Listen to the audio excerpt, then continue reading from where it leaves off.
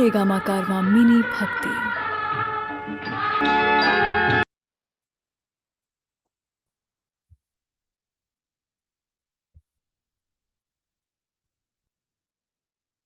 नमस्कार मुलांनो, कसे आहात तुम्ही सगळे? आपण आज अभ्यास करणार आहे आपल्या पुढच्या लेसनचा, म्हणजे लेसनच्या पुढच्या पार्टचा. मागच्या वेळेला आपण जो लेसन सुरू केला होता, त्याच्यामध्ये बायोलॉजीच्या धड्यामध्ये आपण आपल्या शरीरामधल्या अनेक संस्था कोणत्या कोणत्या असतात त्याचा अभ्यास करायला सुरुवात केलेली होती, बरोबर? म्हणजे आपण त्याच्यामध्ये आपली श्वसन संस्था आणि नंतर रक्ताभिसरण संस्था, ह्या दोन संस्था काय आहेत ह्याचा अभ्यास ऑलरेडी करायला सुरुवात केलेली होती, बरोबर? आता आपण त्याच्या पुढच्या टप्प्याकडे आलोय.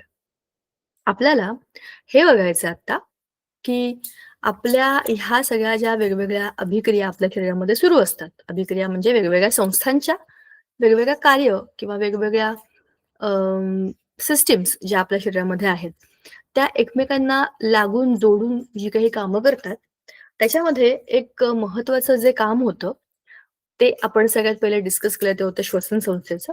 तुमच्या लक्षात असेल तर आपण त्याच्यामध्ये हे बघितलं होतं की श्वसन संस्थेचं जे आपलं कार्य आहे ना, रेस्पिरेशन, त्याच्या आपल्या नाकावाटे श्वास घेणं, बरोबर? आणि त्याचा आपल्या शरीरामधल्या प्रत्येक पेशीला ऑक्सिजन देऊन ज्वलन म्हणजे आपल्या शरीरामध्ये ऊर्जा निर्मिती असा जो काही त्याचा क्रम आहे, बाह्य श्वसन, अंतर्श्वसन आणि आपल्या पेशीय श्वसन, अशा 3 वेगवेगळ्या स्तरावरचं जे श्वसन आपण पाहिलं होतं. आणि ते किती कॉम्प्लेक्स प्रोसिजर आहे ते सुद्धा आपण पाहिलं होतं की आपण नुसतंच काय बरं म्हणू त्याला, श्वास घेतला आणि शरीरामध्ये सगळीकडे ऑक्सिजन गेला, नाही. ती खूप मोठी कॉम्प्लिकेटेड प्रोसेस असते. नाकातनं आलेला श्वास आपल्या विंड पाईप मधनं, म्हणजे त्याला आपण काय बरं म्हणतो मराठीमध्ये त्याला, श्वसनचा जो पाईप आहे आपल्या गळ्यामध्ये, त्याला विंड पाईपच म्हणतात खरं तर.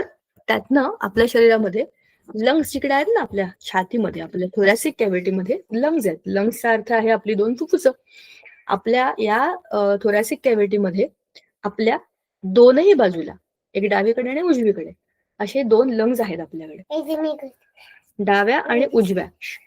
अशा दोनही लंग्स मध्ये ह्या श्वास घेतलेल्या, म्हणजे ज्यातनं आपण श्वास घेतलेला आहे, त्या श्वास घेतलेल्या वायूमधनं ऑक्सिजन, बरोबर, तो जो ऑक्सिजन आहे तो प्रत्येक त्यातल्या छोट्या छोट्या छोट्या पॉकेट्स मध्ये जातो.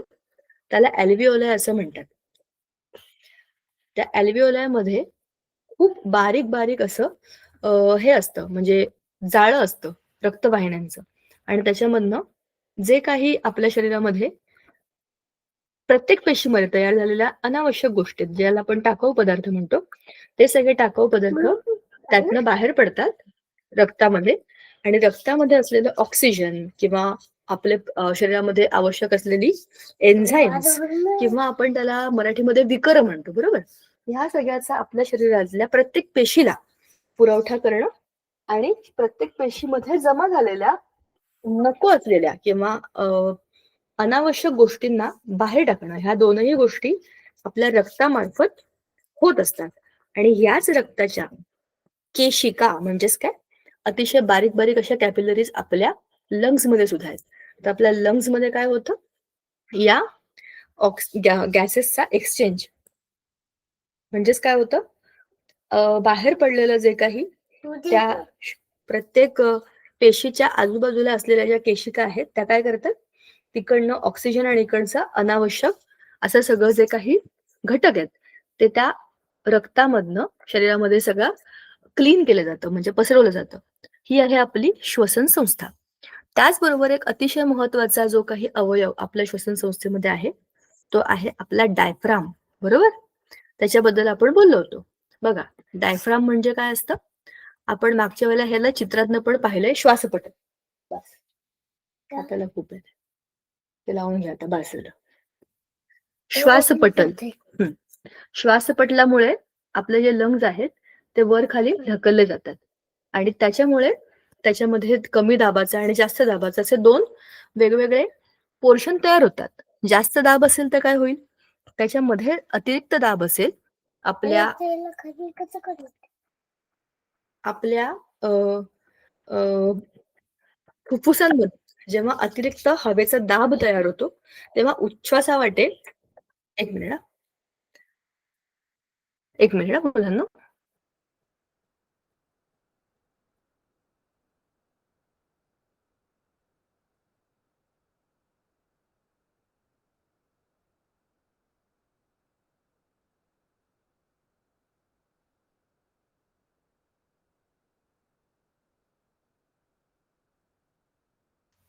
ओके. तर असं आपल्या ह्या श्वसन संस्थेमध्ये आपण बघितलं, की प्रत्येक पदार्थ किंवा पदार्थ नाही, प्रत्येक अवयव हा एका दुसऱ्या अवयवाला जोडला गेलेला आहे बघा. आपण या सगळ्या रचना बघितल्या होत्या. वायुकोश, बरोबर? मग श्वासपटल. त्या श्वासपटलामधनं हवेचा दाब कमी जास्त झाल्यामुळे आपल्या लंग्सची म्हणजे आपल्या दोनही फुफ्फुसांची वर-खाली, वर-खाली अशी हालचाल होते आणि जेव्हा त्याच्यामध्ये हवा बाहेरनं भरली जाते, तेव्हा आपोआप त्याच्यामध्ये ऑक्सिजन मिळतो आणि आतली हवा बाहेर जाण्याकरता आतलं जे प्रेशर आहे, ते काय करतं, त्या श्वासपटलामुळे लंग्सना वरती ढकलून देतं.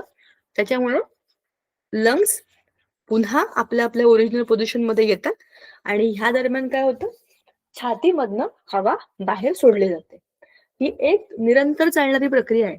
आपण जेव्हा जन्माला आलो ना, तेव्हापासून आपल्या शेवटच्या श्वासापर्यंत ही सिस्टीम अशीच काम करत राहते. आपण जेव्हा खेळतो, धावतो, पळतो, उड्या मारतो किंवा आपल्याला काहीतरी खूप टेन्शन असतं किंवा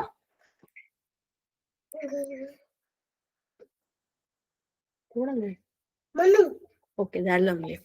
किंवा काही इमोशनल स्टेजेस असतात.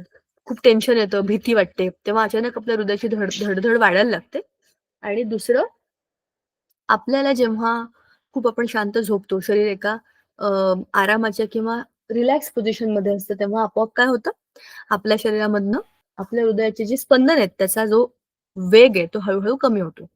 वयोमानाप्रमाणे सुद्धा आपण बघितलं होतं, की एका अ, चांगल्या सुदृढ अशा ॲडल्ट म्हणजे मॅच्युअर माणसामध्ये एका मिनिटाला 72 स्पंदनं हृदयाची होणं हे नॉर्मल लक्षण मानलं जातं. पण हे कमी जास्त होत राहतात.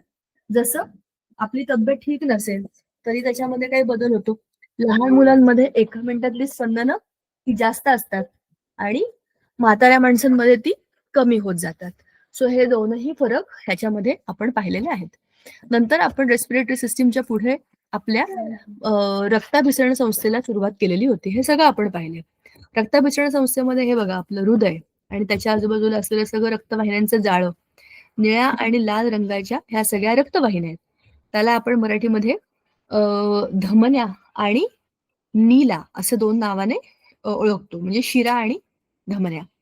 तर ह्याच्यामध्ये काय होतं, त्या लाल रंगाच्या ज्या रक्तवाहिन्या आहेत त्याच्यामध्ये हृदयातून गेलेलं ऑक्सिजन असलेलं रक्त असं सगळीकडे पोहोचलं जातं आणि या निळ्या रंगाच्या आहेत त्या प्रत्येक पेशीमधनं जे काही नको असलेले पदार्थ आहेत प्रत्येक पेशीमधले किंवा कार्बन डायऑक्साईड उच्छ्वासातनं तयार झालेला, हे सगळं घेऊन परत हृदयाकडे येणाऱ्या ज्या असतात त्या निळ्या रंगाच्या नीला किंवा शिरा अशा 2 प्रकारच्या रक्तवाहिन्या असतात. हृदयाची जागा आपण बघितली आपल्या दोनही फुफ्फुसांच्या मध्यभागी थोडंसं डावीकडे कललेलं असं ते असतं. आपल्या बंद मुठी एवढं त्याचं तेवढंच छोटंसं हृदय असतं आपलं आणि निरंतर ते आकुंचित आणि प्रसरित पावत असतं. एका मिनिटाला त्याचे आपण जसं बोललो तसे 72 स्पंदनं होत असतात, बरोबर? आणि त्याचे उभे 2, आडवे 2 असे छेद होतात. वरच्या 2 भागांना आपण म्हणतो अलिंद आणि खालच्या 2 भागांना आपण म्हणतो निलय. वरच्या भागांमध्ये बाहेरून रक्त येत असतं इकडनं आणि ते खालच्या वेंट्रिकल्सकडे म्हणजे निलयांकडे गेल्यानंतर तिकडनं दुसऱ्या ऑर्गन्सकडे पोहोचवलं जातं. अशा पद्धतीने ह्या हृदयाची रचना जी आहे ही कॉम्प्लेक्स रचना आहे. जशी आपल्या श्वसन संस्थेची आहे बऱ्यापैकी तशीच. आता हे बघा या केशवाहिन्यांची रचना आपण मागच्या वेळेला बोललो होतो, की हृदयाकडनं आलेलं रक्त धमन्यांमधनं प्रत्येक पेशीच्या आजूबाजूला पोहोचतं. प्रत्येक पेशीच्या आजूबाजूला हे जाळं आहे आणि ह्या पेशींमधनंच आलेलं जे काही अनावश्यक कार्बन डायऑक्साईड असलेलं किंवा नायट्रोजनस वेस्ट म्हणतो आपण त्याला. आपल्या शरीरामध्ये तयार होणारे जे सगळे नको असलेले पदार्थ असतात. प्रत्येक पेशीमध्ये पण ते बनतात, बरोबर ना? प्रत्येक पेशी ही सजीव आहे. तर ते ह्या रक्तामध्ये आपोआप विरघळले जातात. कारण काय? ह्या ज्या केशिका असतात अतिशय छोट्या-छोट्या, त्या अतिशय पातळ म्हणजे एकाच पेशीच्या बनलेल्या असतात. खूप छोट्या असतात आणि त्यांच्या आजूबाजूला पेशीच पेशी आहेत. मग ह्या पेशीमध्ये असलेलं सगळं सामान ह्याच्यामध्ये येणार, ह्यातलं सगळं ऑक्सिजन आत जाणार. हे असं झाल्यानंतर ह्याच केशिका पुढे जाऊन शिरांमध्ये रूपांतरित होतात आणि त्या पुढे हृदयाकडे जातात. आता यांची रचना आपण जर बघितली, तर आपण हे पण डिस्कस केलं होतं, की ज्या काही धमन्या आहेत, त्या जाड असतात. त्यांची जी काही आवरणं असतात, ती जाड असतात. त्याच्यामध्ये कोणत्याही मध्ये झडपा नसतात. म्हणजे एकदा सुरू झालेली धमनी एका ठिकाणाहून दुसरीकडे डायरेक्ट ब्लड घेऊन जाईल. त्याला मध्ये कुठेच स्टॉप नाहीये. ह्या आपल्या शरीरामध्ये जरा खालच्या बाजूला लपलेल्या असतात. मग वरच्यावर कोण असतं? नीला. नीला शरीरामध्ये जरा सुपरफिशियल असतात, वरच्या बाजूला असतात. ते आपल्याला आपल्या हातामध्ये पण दिसतात बघा. आपल्या मनगटामध्ये किंवा आपल्या पायावरती, मांड्यांवरती किंवा अ, आपल्या काय बरं म्हणतो आपण त्यांना, पोटरांमध्ये पण तुम्हाला निळ्या-निळ्या रंगाच्या तुम्हाला नीला दिसतील. त्या वरच्यावर असतात स्किनमध्ये आणि त्याला झडपा पण असतात. कारण विशिष्ट अंतरावरती आल्यानंतर बघा काय होतं, आपल्या शरीरात जखम होणं, लागणं, दुखणं, खुपणं हे स्वाभाविक असतं. वरच्यावर असलेल्या रक्तवाहिन्या ते पण बघा ना पातळ आहेत त्या, काही फार जाड नाहीयेत, त्याचं आवरण काही फार जाड नाहीये. आणि शिवाय याला रक्ताचे स्टॉप करण्यासाठीचे झडपा पण आहेत त्याला. म्हणजे रक्ताचा प्रवाह थांबवायचा. उघडलं की परत जाऊ द्यायचं. असं का? उदाहरणार्थ इथे कुठेतरी जखम झालीये, तर इथून आलेलं रक्त इथेच थांबणार आहे. कारण वरच्या वर या नीला ह्याना जखम होऊ शकते आणि यातनं रक्त वाया जाऊ शकतं. तसं होऊ नये म्हणून काय केलेलं आहे त्याला दरवाजे करून टाकलेले आहेत. बरोबर? अशा पद्धतीने या नीला आणि रोहिण्या एकमेकांना जोडलेल्या असतात मध्ये केशिकांमध्ये. बरोबर? सूक्ष्म रक्तवाहिन्या असतात त्या. आता आज आपल्या धड्याचा शेवट येणार आहे. रक्ताच्या सगळ्या गोष्टी आपण डिटेलमध्ये चेक करणार आहे. हे रक्त जे असतं ना आपलं, हे रक्त अनेक घटकांपासून बनलेलं असतं. हा एक लिक्विड टिश्यू आहे म्हणजे एक द्रव उती, बरोबर? त्याच्यामध्ये आहेत आपल्या रक्तपेशी, त्याच्यामध्ये आहे प्लाझ्मा म्हणजे रक्तद्रव. आता त्याच्यामध्ये अनेक गोष्टी असतात. पाणी पण असतं त्याच्यामध्ये. आता जर आपण समजून घेऊया ब्लडमध्ये काय-काय असतं. हे कसं शोधायचं? तर आपल्या रक्ताचे जे काही सॅम्पल्स असतात, त्यांना टेस्टिंग करता देतात. जेव्हा ब्लड टेस्ट करतात की नाही ब्लड टेस्ट, तेव्हा ब्लड टेस्टमध्ये ह्या सगळ्याची चेकिंग केली जाते, की किती प्रमाणामध्ये ह्या सगळ्या गोष्टी आहेत. तुम्ही एखाद्या माणसाची ब्लड टेस्टचा रिपोर्ट बघितला असेल ना, तुम्हाला अशी खूप सारी मोठी लिस्ट मिळेल. WBC, RBC, प्लेटलेट्स इतकं प्रमाण पाहिजे आणि इतकं प्रमाण आहे, हे दोन्ही दिलेलं असतं. म्हणजे आपल्या वयाप्रमाणे आपण स्त्री आहोत का पुरुष आहोत, बरोबर? ह्या सगळ्याचा अंदाज घेऊन इतकं प्रमाण असावं, असं ठरलेलं आहे. तर त्या प्रमाणाच्या आर किंवा पार असं काही असेल, तर ते आपल्याला त्या रिपोर्टमध्ये समजतं. आता बघा, रक्तद्रव म्हणजे प्लाझ्मा, रक्तकणिका म्हणजे रक्तपेशी. त्याच्यामध्ये आर-बी-सी, डब्ल्यू-बी-सी आणि प्लेटलेट्स असे 3 प्रकार आहेत. रक्तद्रव हा फिकट पिवळसर रंगाचा नितळ आणि काहीसा आम्लारी धर्मी असा द्रव असतो. आम्लारी धर्मी, आपलं रक्त हे किंचित आम्लारी धर्मी आहे. त्यात 90 ते 92% पाणीच आहे. 6 ते 8% प्रथिने आहेत. 1 ते 2% असेंद्रिय क्षार आणि इतर घटक त्याच्यामध्ये असतात. आता रोहित रक्तपेशी म्हणजे आर-बी-सी, डब्ल्यू-बी-सी म्हणजे श्वेत रक्तपेशी आणि रक्तपट्टिका म्हणजे प्लेटलेट्स. असे 3 वेगवेगळ्या आकाराच्या सेल्स त्याच्यामध्ये असतात म्हणजे पेशी त्याच्यामध्ये असतात. आर-बी-सी मध्ये हिमोग्लोबिन असतं आणि डब्ल्यू-बी-सी शरीराचे रक्षण करतात. रक्तपट्टिका रक्त गोठवण्याच्या क्रियेमध्ये भाग घेतात. बघा, प्रत्येकाचं काम ठरलेलं आहे. आपल्या वर्गामध्ये पण बघा ना, काही मुलं जी असतात ते फलकलेखन करतात. काही मुलं स्वच्छता अधिकारी असतात. काही मुलं घरचा अभ्यास चेक करतात. काही मुलं युनिफॉर्म बरोबर आहेत का, शिस्त वर्ग त्याच्यामध्ये असतात. आणि काही मुलं जी असतात, ही जनरल मॉनिटर असतात, अभ्यासाच्या गोष्टी चेक करणारी. प्रत्येकाला आपलं-आपलं काम माहिती असलं ना, तर सगळं सिस्टम बरोबर चालतं. आता याच्यामध्ये आपल्या एका पेशीमध्ये म्हणजे आपल्या रक्ताच्या एका नमुन्यामध्ये बघा, प्रत्येक पेशीला आपलं-आपलं कार्य माहिती आहे. त्याच्यामध्ये डब्ल्यू-बी-सी आहेत, आर-बी-सी आहेत आणि प्लेटलेट्स आहेत. आर-बी-सी या आकाराने खूप छोट्या असतात आणि संख्येने खूप जास्त असतात. डब्ल्यू-बी-सी त्या मानाने जरा मोठ्या आणि संख्येने जरा कमी आणि प्लेटलेट्सची संख्या ही ठरलेली असते. आता रक्तपेशींमधल्या आरबीसीचं काम काय असतं? रक्त वाहून नेणं आणि त्याच्यामध्ये हिमोग्लोबिन हे जे काही प्रोटीन आहे त्याच्यातनं ऑक्सिजन वाहून नेणं हे सगळ्यात महत्वाची गोष्ट. डब्ल्यूबीसी काय करते? शरीराचं रक्षण करते. रक्तपट्टिका ज्या असतात, त्या रक्त गोठवतात. आपल्याला एखादी जखम झाली, काही लागलं, दुखलं, खुपलं आणि रक्त आलं, तर त्याला आपोआप बघा थोड्या वेळानंतर ते रक्त येणं बंद होऊन जातं त्या जखमेतनं आणि त्याला खपली चढते. ह्या सगळ्याकरता शरीराच्या आतमधूनच काहीतरी मशिनरी काम करत असते. त्याचा एक छोटासा खड्डा पडला किंवा एक छोटंसं होल पडलं, अगदी सुईच्या टोकाने पण अंगातलं सगळं शरीरातलं रक्त निघून जाईल, अशी परिस्थिती असू शकली असती. आणि तुम्हाला माहिती आहे का, काही पूर्वीच्या रॉयल फॅमिलीजमध्ये म्हणजे आपल्या देशातल्या नाही, काही इतर देशातल्या रॉयल फॅमिलीजमध्ये हा रोग होता, की त्यांचं रक्त गोठतच नव्हतं आणि मग छोट्याशा जखमेतनं त्यांचा मृत्यू व्हायचा. अंगातलं सगळं रक्त निघून गेल्यावर माणूस जगणार कसा? बरोबर? असा हा भयंकर रोग काही रॉयल फॅमिलीजमध्ये होता. पण असं का होतं? रक्तपट्टिका नसल्यामुळे होतं. तर ह्या रक्तपट्टिका ज्या आहेत त्यांचं काम फार महत्वाचं आहे. तसं डब्ल्यूबीसीचं काम पण फार महत्वाचं आहे. आपल्या शरीरावरती वेगवेगळ्या पॅथोजन्सचा अटॅक हा होतच असतो. उदाहरणार्थ काही व्हायरसेस, बॅक्टेरिया हो की नाही? आणि काही अगदी फंगस-बिंगसचे सुद्धा आपल्या शरीरावरती आक्रमण होतं. मग ते काय करतात? आपल्या शरीरावरती, आपल्या प्रत्येक पेशीवरती अ, हल्ला करतात आणि म्हणतात, की आम्हाला तर इकडे राहायचंय. जसे इतरांच्या देशावर आक्रमण करून लोकं म्हणतात, की हा देश आमचा आहे. तसंच सेम ह्या पॅथोजन्सचं असतं. त्यांना जिवंत राहण्याकरता किंवा स्वतःला सगळं फुकट-फाकट पाहिजे म्हणून इतरांकडनं, इतर पेशींकडनं सगळं पाहिजे असतं. अन्न, वस्त्र, निवारा. बरोबर? म्हणजे काय? राहण्याकरता घर, खाण्याकरता अन्न आणि सगळं मस्त पाहिजे त्यांना फुकट-फाकट. पण त्याच्यामुळे त्या पेशीचा तर जीव जातो की नाही? असं जेव्हा ह्या बाहेरचे पॅथोजन्स म्हणजे बाहेरनं आपल्या शरीरावरती आघात करणारे कीटक, कीटक म्हणण्यापेक्षा सूक्ष्मजीव. कीटक इज इम्प्रॉपर वर्ड. सूक्ष्मजीव, मायक्रो ऑर्गॅनिझम्स हे जेव्हा आपल्या शरीरावरती हल्ला करतात, तेव्हा ते आपल्या सगळ्या सिस्टमवरतीच हल्ला करतात. बरोबर? मग त्यांना मारण्याकरता जसं आपल्या आपल्या देशामध्ये जशी आपली इंडियन आर्मी आहे की नाही, the great soldiers of our country. ते काय करतात? ते जे आपले सोल्जर्स आहेत, ते काय करतात? ह्या सगळ्या आतंकवाद्यांना चांगला धडा शिकवतात. आतंकवादी असतात ना, दुसऱ्यांच्या घरामध्ये जाऊन स्वतःचंच राज्य निर्माण करायचं, हे आमचं आहे म्हणायचं, बरोबर? मग असं आपल्या शरीरावरती बाहेरून आलेले आक्रमण करणारे जे सगळे काही मायक्रोब्स असतात, त्यांना ठोकून काढतात चांगले डब्ल्यूबीसीज. मारून टाकतात आणि हाकलून देतात. म्हणजे काय होतं? आपल्या सेल पण सुरक्षित राहतात आणि आपलं शरीर पण कुठल्याही रोगाच्या विरुद्ध लढून चांगलं राहतं. तुम्हाला माहिती आहे जेव्हा आपल्याला ताप येतो, तेव्हा काय झालेलं असतं? कुठल्यातरी बाहेरच्या एखाद्या अशाच सूक्ष्मजीवाने आपल्या शरीरावरती अटॅक केलेला असतो.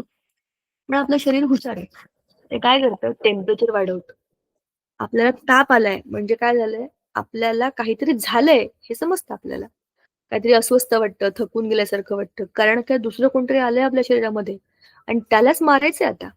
मग त्याला मारण्याकरताचं सगळ्यात पहिलं अस्त्र आपल्या शरीराकडे जे आहे, स्वतःचं तापमान वाढवायचं. खूप सारे सूक्ष्मजीव वाढलेल्या तापमानामध्ये स्वतःच मरून जातात.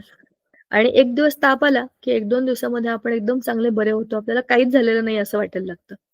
कारण आपोआप आपल्या शरीराला ह्याला काय म्हणतात इम्युनायझेशन म्हणजे स्वतःचं रोगप्रतिकारक शक्ती प्रत्येक पेशीमध्ये ती असते आणि प्रत्येक पेशीला मदत करणारे रक्तामधल्या डब्ल्यूबीसीज सगळे फिरत असतात. सोल्जर आहेत ना ते, आर्मी आहे ती. जसं आपल्या इकडे रस्त्यावरनं जिकडे आपल्याला माहितीये, की काही काही खूप अ, काय म्हणता येईल, काही ठिकाणी जिथे खूप साऱ्या वेगवेगळ्या पॅथोजन्सचा अटॅक होण्याची शक्यता आहे. उदाहरणार्थ, आपलं तोंड असेल किंवा आपले हात असतील, नाक असेल, इकडनं बाहेरनं येणाऱ्या सगळ्या वस्तू आपल्या डायरेक्ट शरीरामध्ये एंट्री करतात, बरोबर? मग अशा ठिकाणी जास्त सिक्युरिटीची गरज असते, बरोबर? मग अशा ठिकाणी जास्त प्रमाणामध्ये हे ॲक्टिव्हली काम करतात, की कुठूनही कसाही शरीरामध्ये अटॅक झाला, तरी पण त्यांना सोडायचं नाही, बरोबर? अशा पद्धतीने आपल्या रक्तामध्ये अनेक घटक असतात. आता ह्या रक्ताची कार्य काय आहेत? वायूंचे परिवहन. सगळ्यात महत्वाचं कार्य रक्ताचं ते आहे वायूंचं परिवहन. कार्बन डायऑक्साईड देऊन टाकणं आणि ऑक्सिजन घेऊन टाकणं. म्हणजे कुठून? फुफ्फुसामधनं. आणि फुफ्फुसामधनं ऑक्सिजन घेतला, की तो प्रत्येक पेशीला देणं आणि प्रत्येक पेशीकडे असलेला सगळा कचरा जमा करणं, कार्बन डायऑक्साईड जमा करणं आणि तो परत घेऊन येणं आणि सगळं रक्त फिल्टर करणं. म्हणजेच रक्त फिरतं ठेवणं हे रक्ताचंच कार्य आहे. मग आहे पोषण तत्वाचे वहन. अन्ननलिकेच्या भित्तिकेमधून ग्लुकोज, अमायनो आम्ल, मेदाम्ल यासारखी पचन झालेली साधी पोषण तत्वे शरीरामध्ये घेतली आणि ते शरीराच्या प्रत्येक पेशीपर्यंत पोहोचवली जातात. ह्याला म्हणतात पोषण तत्वांचे वहन. ते आपोआप होतं. बरोबर? मग आहे टाकाऊ पदार्थांचे वहन. युरिया, अमोनिया, क्रिएटिनिन इत्यादी नायट्रोजनयुक्त टाकाऊ पदार्थ ऊतींकडून रक्तामध्ये जमा केले जातात. नंतर हे पदार्थ शरीराबाहेर टाकण्यासाठी रक्ताद्वारे वृक्काकडे वाहून दिले जातात. काय करायचंय? आपल्या शरीरातनं अनावश्यक पदार्थांना बाहेर टाकून द्यायचे. युरिया, अमोनिया, क्रिएटिनिन हे काय आहेत? आपल्या शरीरातनं नको असलेले म्हणजे त्याला आपण उत्सर्जन म्हणतो की नाही, उत्सर्जनामधनं जे पदार्थ बाहेर पडतात तसे पेशीमध्ये बनलेले पदार्थ आहेत. हे नको असलेले पदार्थ आहेत. आता हे आपल्याला ऊतीकडून रक्तामध्ये जमा केले जातात आणि हे पदार्थ शरीराबाहेर टाकण्याकरता काय केलं जातं? रक्ताद्वारे ते वृक्काकडे म्हणजे किडनीजकडे ते आपोआप पोहोचवलं जातं. म्हणजे रक्ताचं काम काय आहे? सगळीकडे ट्रान्सपोर्ट करणं, तिकडून इकडे, इकडून इकडे, इकडून इकडे, ज्याला जे पाहिजे त्याला ते देणं. आपल्या शरीरामध्ये रक्त किती महत्वाचं आहे ना. रक्ताशिवाय आपलं कुठलंच काम व्यवस्थित होणार नाहीये. मग आहे शरीर रक्षण. रक्तामध्ये प्रतिपिंडांची निर्मिती होते आणि ते सूक्ष्म जीवाणू आणि इतर उपद्रवी कण यांच्यापासून शरीराचे रक्षण करतात. म्हणजे काय? प्रतिपिंड म्हणजे आपल्या शरीराचं रक्षण करणाऱ्या महत्वाच्या गोष्टी. ठीक. विकर आणि संप्रेरक वहन. आपल्या शरीरामध्ये विकर म्हणजे एन्झाईम आणि संप्रेरक म्हणजे हॉर्मोन्स. ह्या 2 केमिकल्सची गरज असते. काही एन्झाईम्स हे पचनाकरता, काही वाढीकरता, बरोबर?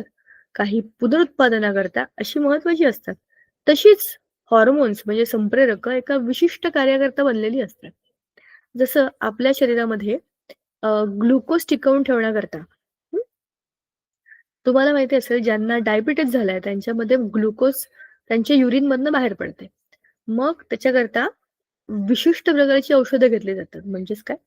काही गोष्टींचं महत्वाच्या गोष्टींचं स्त्राव तिथे कमी पडलाय. बरोबर? इन्सुलिन नावाचं जे संप्रेरक आहे, इन्सुलिन इज अ एन्झाईम, विकर आहे. तर त्याचं ते कमी पडल्यामुळे आपल्या शरीरामध्ये साखर टिकत नाहीये. ती युरिनमधनं बाहेर जाते आणि त्याच्यामुळे त्या माणसाला थकवा येतो किंवा धावपळ करता येत नाही कारण त्याच्या अंगामध्ये शक्ती कमी झालेली आहे. म्हणजेच काय? ह्या सगळ्यांचं स्त्रवणं आणि जिकडे पाहिजे तिकडनं ज्याला पाहिजे तिथपर्यंत पोहोचवणं, हे ट्रान्सपोर्ट करण्याचं काम हे आपलं रक्त करत असतं. मग आहे तापमान नियमन. हे अतिशय महत्वाचं काम आहे. योग्य अशा वाहिनी विस्फारण आणि वाहिनी संकोचन यामुळे शरीराचं तापमान 37 डिग्री सेल्सिअस इतकं कायम राखलं जातं. बाहेर खूप थंडी पडली आहे आणि आता आपल्याला भयंकर थंडी वाजते.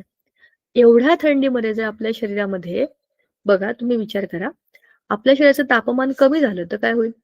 आपल्या शरीरामधल्या अनेक गोष्टी थिजून जातील. म्हणजे गोठून जाईल, पाण्याचं पण बर्फ होऊन जाईल. आपल्या सगळ्या सिस्टम्स बंद पडतील. पण असं होतं का? बर्फाळ प्रदेशामध्ये राहणाऱ्या प्राण्यांमध्ये सुद्धा आणि माणसांमध्ये सुद्धा सगळं सिस्टम बरोबर चाललेलं असतं. घर गरम असलं किंवा नसलं तरी त्यांचे शरीर मात्र ते गरम ठेवू शकतात. त्याच्यामुळे काय होतं? वाहिनी विस्फारण आणि वाहिनी संकोचन. आपण ज्या वाहिन्या म्हणजे रक्तवाहिन्यांचं बोलतोय, त्या खूप थंडी पडली, की त्या काय होतात? संकुचित होतात थंडीमुळे आणि उन्हाळा आला, की त्या थोड्याशा विस्फारल्या जातात. म्हणजे ते आपोआप उष्णतेमुळे ते स्वतःला ॲडजस्ट करतात. नाहीतर काय होईल? त्या फुटून जातील खूप गरमीमुळे, नाहीतर थंडीमुळे ते सिकुड जाएंगे मतलब वो श्रिंक हो जाएंगे आणि गोठून जातील. असं दोनही होत नाही. विपरीत परिस्थितीमध्ये ते विपरीत काम करतं. शरीरातील सोडियम, पोटॅशियम यासारख्या क्षारांचा समतोल ठेवणं. जसं तुम्हाला माहिती आहे, आपल्या रक्तामधूनच सगळा ट्रान्सपोर्ट इकडून-तिकडे होत असतो. मग या शरीरामध्ये सोडियम, पोटॅशियम ह्या 2 महत्त्वाच्या क्षारांची गरज असते. प्रत्येक पेशीला हालचाल करण्याकरता, जिवंत राहण्याकरता सोडियम आणि पोटॅशियम दोन्ही लागतं. मग शरीरामधलं हे पोटॅशियम आणि सोडियम क्षारांचा समतोल ठेवायचा पेशींमधनं रक्तामधनं पेशीमध्ये हे चालू असतं. त्याच्यासाठी ह्या रक्ताचा फार उपयोग होतो. रक्तस्राव झाल्यास गुठळे निर्माण करून जखम बंद करणे हे कार्य प्लेटलेट आणि रक्तद्रवातील फायब्रिनोजेन नावाचे प्रथिन करतात. हा पण एक फार महत्वाचा गुणधर्म आहे रक्ताचा. रक्तस्राव झाला म्हणजे काय झालं? रक्त बाहेर पडलं शरीराच्या. आता असं झालं तर ती जखम बंद करायला पाहिजे. नाहीतर सगळं रक्त शरीराच्या बाहेर निघून जाईल. त्याच्यासाठी जसं आपण मगाशी बोललो होतो, की प्लेटलेट हे फार महत्वाचं काम करतात. ते तिकडे बंद करून टाकतात, रस्ताच बंद करतात. ठीक आहे. आता मानवी रक्तगट. आपल्या शरीरामध्ये जे काही रक्त आहे, त्याला रक्तगटांनी संबोधलं जातं. माझा रक्तगट बी पॉझिटिव्ह आहे. याचा रक्तगट ओ पॉझिटिव्ह आहे किंवा एबी पॉझिटिव्ह रक्तगट फार वेगळं आहे. अशी तुम्ही कधी वाक्य ऐकली असतील आयुष्यामध्ये. तर ते ए, बी, एबी, ओ हे सगळे काय आहेत? रक्तगटांची नावं आहेत. तर प्रमुख रक्तगट आहेत 4 ए, बी, एबी आणि ओ. जसं मी आता तुम्हाला म्हटलं. त्याच्यामध्ये पण RH फॅक्टर म्हणजे काय? रिसेस पॉझिटिव्ह आणि RH निगेटिव्ह असे 2 प्रकार असतात. म्हणजे A positive, A negative, B positive, B negative, AB positive, AB negative, O positive, O negative असे हे 8 प्रकार ब्लड ग्रुपचे कोणत्याही माणसाचे असू शकतात. म्हणजे यापैकी कोणता तरी एकच असेल. आता याच्यामध्ये ए, बी, एबी हे सगळे सामान्य रक्तगट आहेत. पण ओ हा रक्तगट असा आहे, जो इतर कोणालाही रक्त देऊ शकतो. कोण? O positive. एबी पॉझिटिव्ह कोणाचंही रक्त घेऊ शकतो. बरोबर? निगेटिव्ह रक्तगट जे असतात ते जरा रेअर असतात. A negative, B negative, AB negative, O negative तर फारच रेअर असतो. म्हणजेच काय? आपल्याकडे असलेलं अतिरिक्त रक्त, आपल्या सगळ्यांच्या शरीरामध्ये काही अतिरिक्त रक्त नाहीये. पण रक्तदान केल्यावरती आपल्या शरीरामध्ये किती एका वेळेला 300-350 ml रक्त तर घेतात. फार पण नाही घेत. एवढं रक्त जरी काढून घेतलं तरी पण नवीन रक्त बनतं शरीरामध्ये. त्याचा उपयोग शरीराकरता होतो, की ते सिस्टम चांगलं काम करतं आणि एखाद्याला ज्याला गरज आहे, त्याला त्या रक्ताचा वापर करून जीव वाचवता येतो. हे रक्त स्टोअर केलं जातं, एकदम थंड ठिकाणी ठेवलं जातं. वेगवेगळ्या त्यातले घटक वेगळे करून त्याला योग्य पद्धतीने प्रिझर्व्ह केलं जातं. जेणेकरून कुठल्याही इमर्जन्सीमध्ये, कुठल्याही परिस्थितीमध्ये त्या माणसाला हे रक्त देता येऊ शकतं. बरोबर? ॲनेमिया, थॅलेसेमिया, कॅन्सरग्रस्त रुग्ण किंवा एखादं ऑपरेशन झालं असेल किंवा अं, एखादी शस्त्रक्रिया किंवा डिलिव्हरी झाली असेल, बाळाला जन्म देताना आईला किंवा बाळाला धोका, अशा भरपूर गोष्टी असतात. या सगळ्याचं सोल्युशन एकच आहे, रक्तदान. लोकांनी दिलेलं रक्त अशा वेळेला जे कठीण परिस्थितीमध्ये आहेत, अशा लोकांना वाचवतं. आता आपल्याला इथे एक मस्त टेबल दिलेला आहे बघा. ए, ए, बी, बी असं सगळं उभं आणि आडवं दिलंय. हे आहे रिसिव्हिंग आणि हे डोनेटिंग. हे देणारे आहेत आणि हे घेणारे आहेत. ए पॉझिटिव्ह ए पॉझिटिव्हला देऊ शकतो. ए निगेटिव्ह ए पॉझिटिव्हला देऊ शकतो. आणि ओ पॉझिटिव्ह ए पॉझिटिव्हला देऊ शकतो. ओ निगेटिव्ह मात्र सगळ्यांना रक्त देऊ शकतो. बरोबर? ओ निगेटिव्ह रक्तगट असलेला माणूस सगळ्यांना रक्त दान करू शकतो.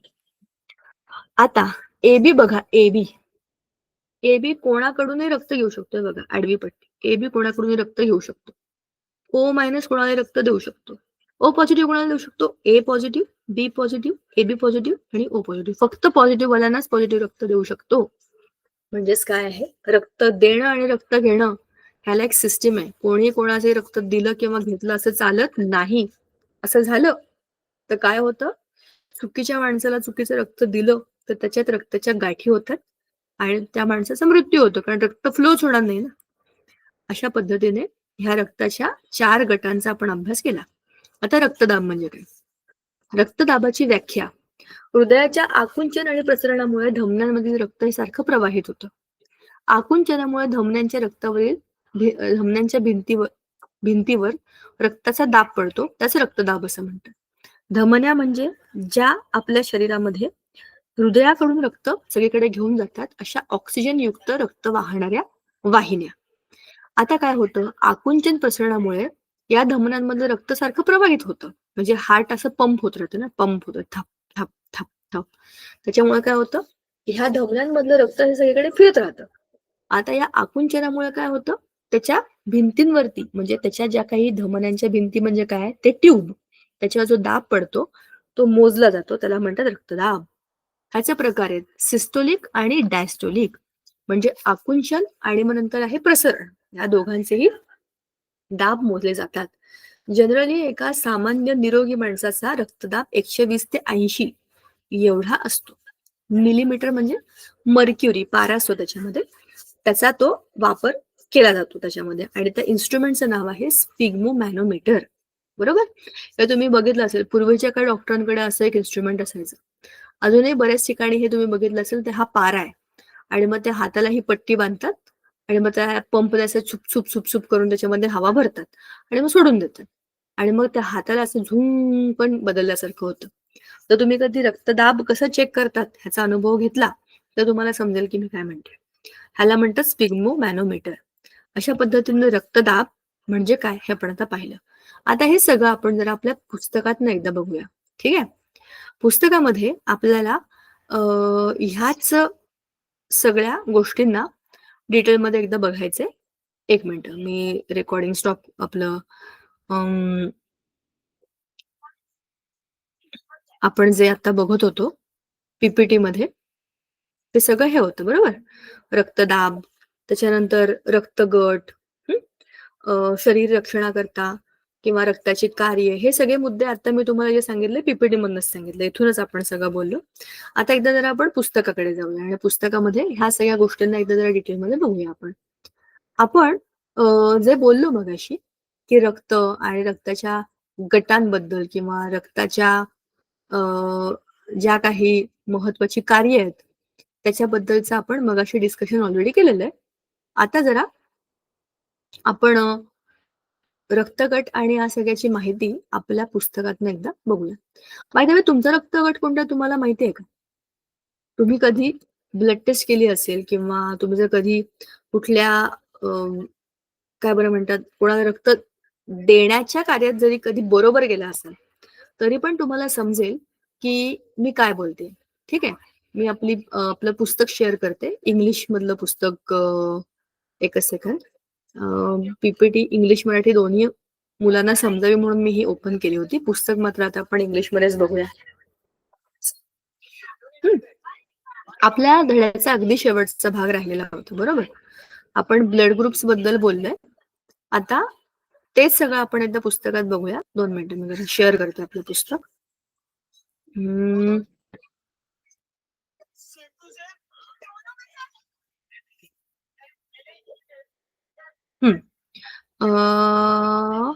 Okay. Human body and the organ system आपला धडा क्रमांक आहे 11वा आणि मी तो ओपन करते आणि 1 सेकंदात मी शेअर करते. ठीक आहे. मगाशी तुम्हाला जे मी सांगितलं ते पीपीटी मधनं आपण सगळं रिव्हिजन केलं होतं राईट. आता जर एकदा पुस्तकाकडे आपण बघूया आणि लेसन कडे जाऊया. सी. ओके. मला असं वाटतं मगाशी मी स्क्रीन शेअरिंग केलं होतं पण बहुतेक ते मध्येच बंद झालं वाटतं. ठीक आहे. ह्युमन बॉडी आणि ऑर्गन सिस्टीम हा म्हणजे रेस्पिरेशन आणि हे सगळं रेस्पिरेशन, विंड पाईप वगैरे हे सगळं डिटेलमध्ये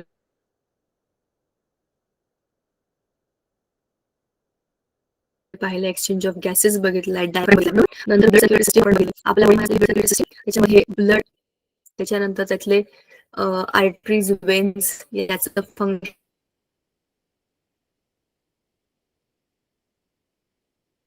आर्ट्रियम, वेंट्रिकल बरोबर.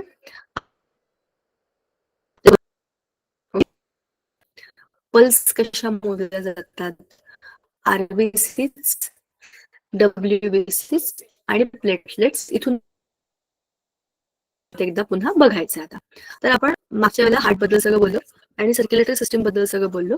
आज ब्लड या टॉपिक बद्दल आपल्याला बोलायचं.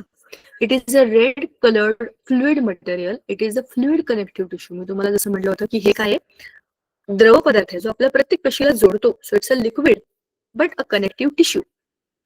The oxygenated blood is deep red in color and salty in taste and the pH is 7.4.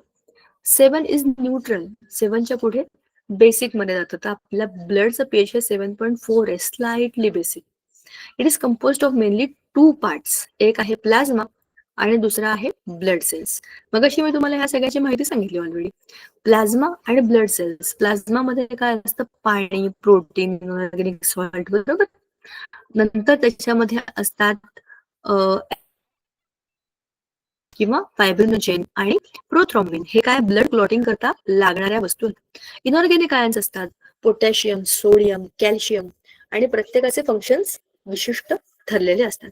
आता ब्लड सेल्स कोणत्या कोणत्या प्रकारचे असतात? एक असतात आरबीसीज, दुसऱ्या असतात डब्ल्यूबीसीज. आरबीसीज काय करतात? आपल्या रक्तामधनं ऑक्सिजन वाहून नेणं हे त्याचं फार महत्वाचं काम आहे. आता बघा, small circular enucleated cells, and these cells appear red due to hemoglobin. Oxygen dissolves in blood due to hemoglobin. बरोबर की नाही? ब्लड मध्ये हिमोग्लोबिन मुळे ऑक्सिजन डिझॉल्व्ह झालेलं असतं आणि त्याची संख्या किती आहे? 50 to 60 लॅक एक क्युबिक सेंटीमीटर मध्ये, सॉरी क्युबिक मिलीमीटर मध्ये. एवढ्या छोट्याशा प्रमाणातल्या रक्तामध्ये 50 to 60 लॅक्स आरबीसीज असतात आणि they are produced in red bone marrow. आणि जवळपास 100 ते 127 दिवस म्हणजे जवळपास 3 महिने एवढा त्याचा कार्यकाळ असतो. एवढेच दिवस ते जिवंत राहतात. मग दुसऱ्या असतात डब्ल्यूबीसीज. मी तुम्हाला म्हटलं होतं मग अशी डब्ल्यूबीसीज थोड्याशा मोठ्या असतात आणि संख्येने कमी असतात. ह्या काय आहेत? लार्ज आहेत, न्यूक्लिएटेड कलरलेस सेल्स आहेत. त्याच्यामध्ये 5,000 ते 10,000 डब्ल्यूबीसी पर मिलीमीटर क्यूबला. ह्या लाखामध्ये होत्या. 50 ते 60 लाख कुठे आणि 5 ते 10,000 कुठे. आणि हे एका पर मिलीमीटर क्यूब एवढ्या रक्तामध्ये एवढ्या ह्या सेल्स असतात. आता 5 टाइप्स आहेत: बेसोफिल्स, इओसिनोफाइल्स, न्यूट्रोफाइल्स आणि मोनोसाइट्स आणि लिम्फोसाइट्स. ते produced in red blood marrow. म्हणजे जसं वरती आपले जे मोठे मोठे बोन्स आहेत ना, पायाचे, हाताचे, त्याच्यामध्ये बोन मॅरो नावाचा इंटरनल पार्ट असतो. जर तुम्ही तुमचं बोन असं व्हर्टिकल कट केलं तर मधला जो सेक्शन आहे त्याला म्हणतात बोन मॅरो. त्या बोन मॅरो मध्ये ह्या डब्ल्यूबीसी आणि आरबीसीची निर्मिती होते आणि they act as soldiers in our body. आपल्या शरीरातले ते सोल्जर्स आहेत, ते प्रोटेक्ट करतात आपल्या बॉडीला. त्याचं फंक्शन काय आहे? सेल अटॅक आणि पॅथोजन्सचा अटॅक हे सगळं रोखणं, त्याला मारणं आणि आपल्या बॉडीला मायक्रोबायल डिसीजेस पासून प्रोटेक्ट करणं, म्हणजे रोगांपासून दूर करणं. मग आहे प्लेटलेट्स. प्लेटलेट्स काय करतात? स्मॉल आणि डिस्क शेपचे काय आहेत? सेल्स आहेत.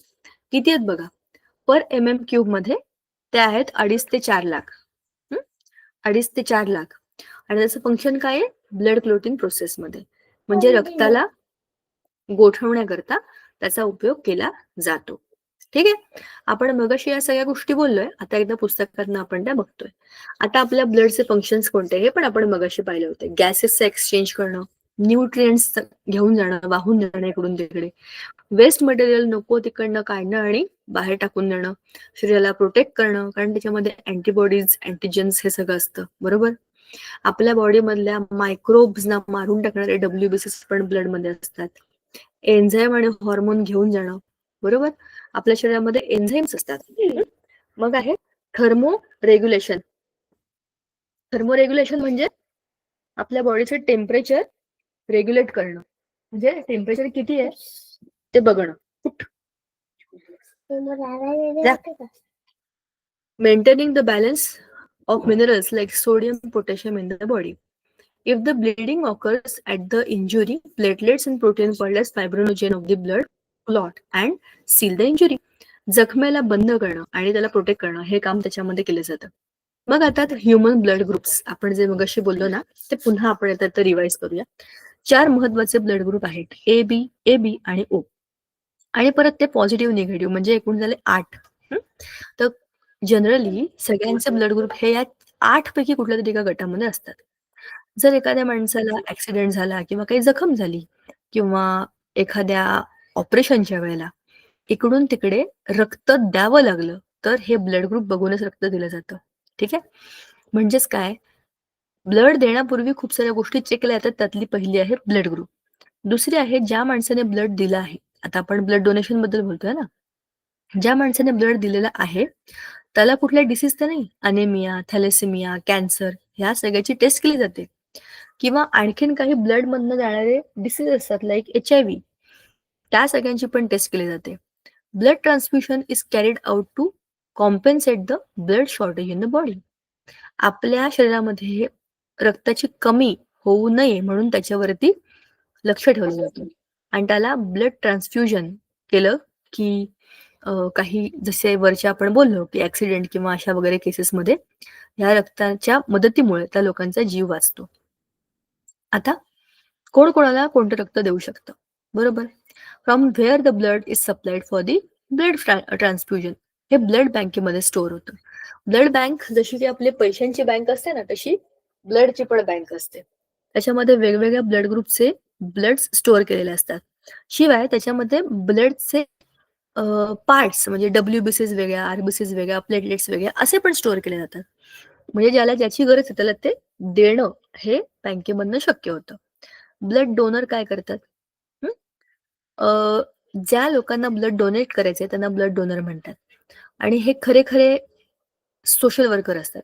खूप चांगल्या मनाने कोणातरी जीव वाचावा म्हणून, ज्याच्याशी आपला काही संबंध नाही, ओळख नाही, माहित पण नाही की आपलं रक्त आपण कोणाला देणार आहे, पण जस्ट एक आपलं सोशल कॉज म्हणून हे लोक जे असं काम करतात ते ग्रेट लोक असतात. खूप लोक स्वतःच्या बर्थडेला मुद्दाम ब्लड डोनेट करतात. माझ्याच घरामध्ये असे काही लोक आहेत जे मुद्दाम स्वतःच्या वाढदिवसाला आठवणीनं ब्लड डोनेट करून येतात.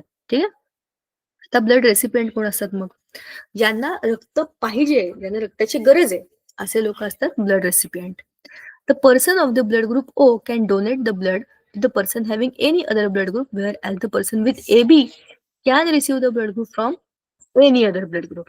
म्हणजे O काय आहे ते पण O minus is the universal donor and AB is the universal recipient. तो कोणाचंही ब्लड घेऊ शकतो. ठीक आहे.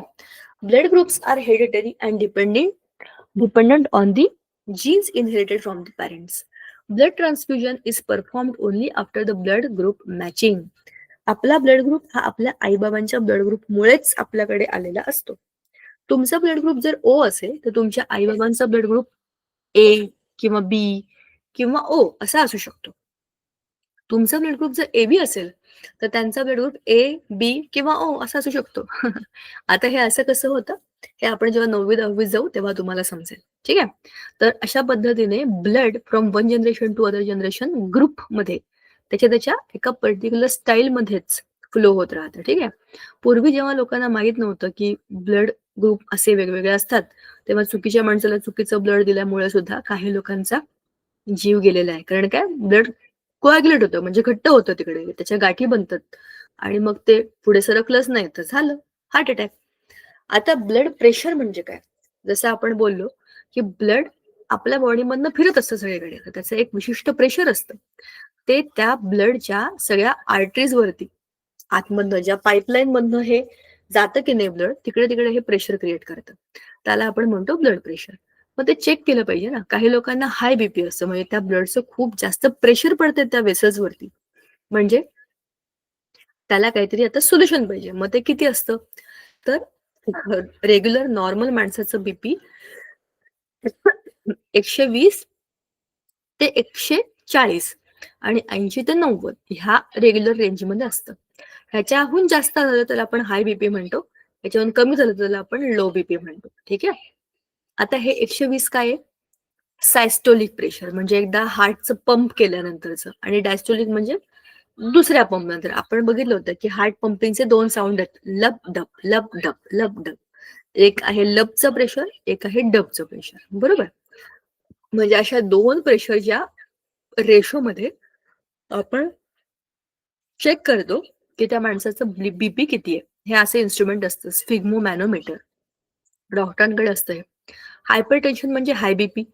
ज्या माणसाचं बीपी 120/80च्या वर आहे त्याला आपण काय म्हणतो? High BP. Blood production occurs continuously in the body. About 350 ml of blood is collected from a person during the donation and our body restores the fluid part of it within 24 hours. बघा, मी तुम्हाला म्हणलं होतं hardly 350 ml वगैरे रक्त ते घेतात आणि जेवढं रक्त ते घेतात तेवढं 24 तासामध्ये पुन्हा बनतं आपल्या शरीरामध्ये. म्हणजे आपल्या शरीरामध्ये रक्ताची कमी होत नाही. दुसरं, pregnant and breast feeding women cannot donate the blood. म्हणजे ज्या महिला प्रेग्नेंट आहेत किंवा छोटं बाळ त्यांच्यावरती अवलंबून आहे दुधाकरता, अशा महिलांना ब्लड डोनेट करणं अलाउड नाहीये, कारण की त्यांच्या शरीरामध्ये सतत बाळासाठी किंवा स्वतःसाठी काही हॉर्मोन्स, काही एन्झाईम्स असे प्रोड्यूस होत असतात. दुसरं महत्वाचं, त्यांना स्वतःचा आणि स्वतःच्या बाळाचा असं दोघांचे जीव सांभाळायचा असतो. ब्लड डोनेट करण्याकरता तुम्हाला आता एक्स्ट्रा किंवा काही ऍडिशनल अशी जबाबदारी शरीरावरती नसली पाहिजे. There is no trouble during or after the blood donation. Blood donation केल्यावर कोणालाही काही त्रास होत नाही. त्यामुळे बिनधास्त आपण हे ब्लड डोनेशन करू शकतो. तुमचं पण योग्य वय झालं आणि तुम्हाला असं वाटलं, तुम्ही नक्की स्वतः ब्लड डोनेट करून बघा एकदा, तुम्हाला किती आनंद मिळेल. 1 October is observed as national voluntary blood donation day. बरोबर? म्हणजे जगातले सगळे लोक ह्या दिवशी 1 ऑक्टोबरला ब्लड डोनेशनचा दिवस साजरा करतात. And healthy person of age more than 18 years can donate the blood for 3 to 4 times a year. बरोबर ना? एका वर्षात 3 ते 4 वेळेला आपण हे करू शकतो. आता नॉर्मल बीपी आपण जसं बोललो ते 90 to 119 म्हणजे 120 ते 80, त्याच्यापेक्षा थोडंसं कमी चालतं. प्रायमरी म्हणजे थोडंसं बीपी वाढेल, म्हणजे 120 ते 140 मध्ये येईल.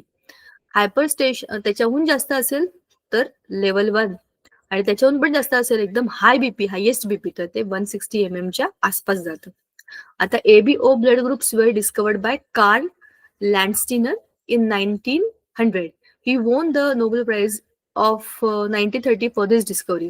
Blood group AP was discovered by De Castello and Sturley in 1902. आता हिमॅटॉलॉजी काय आहे? सायन्सची ती ब्रांच आहे, मेडिकल सायन्सची ती ब्रांच आहे, जी ब्लडचा अभ्यास करते. आणि त्याच्यापासून होणाऱ्या वेगवेगळ्या डिसिजेसचा, organs related to the blood आणि हिमॅटॉलॉजी ह्या सगळ्याचा डिटेल अभ्यास करणारी ब्रांच आहे. तर त्याच्या डायग्नोसिस आणि रेमेडीज ऑफ ब्लड डिसिजेस मध्ये ह्याचा खूप मोठा अभ्यासाचा वाटा आहे. ठीक आहे? तर अशा पद्धतीने हा आपला धडा इकडे संपलेला आहे. पुढच्या वेळेला आपण या धड्याचा म्हणजे पुढच्या वेळेला आपण नवीन धडा सुरू करणार आहे. बरोबर? लास्ट लेसन आपला परिसंस्था. So that will be end of our syllabus this years. ठीक आहे? चला भेटूया आपण पुढच्या वेळेला. आज आपण जे काही बोललो ते तुम्हाला कळलं ना? तर पुढच्या वेळेला आपण आता आपला नवीन धडा जो आहे तो स्टार्ट करू. Thank you so much.